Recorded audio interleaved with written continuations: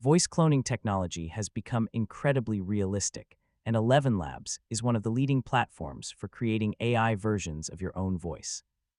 Whether you want faster content creation, multilingual narration, or personalized AI audio, voice cloning can save a huge amount of time.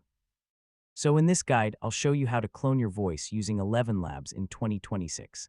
First, open the ElevenLabs website and sign in to your account.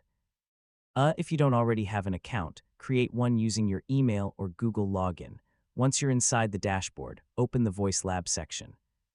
This is where you can create and manage custom AI voices. Now select the voice cloning feature. ElevenLabs may offer instant voice cloning or professional voice cloning depending on your subscription plan. Next, record your voice or upload a clean audio sample. So you'll want clear speech with minimal background noise for the best cloning quality. For better results, use high-quality recordings with consistent volume and natural speaking. Short clips can work, but longer and cleaner samples usually create more realistic voices. If needed, adjust voice settings like stability, clarity, and style to improve the final sound quality. And that's your full guide on how to clone your voice using ElevenLabs in 2026.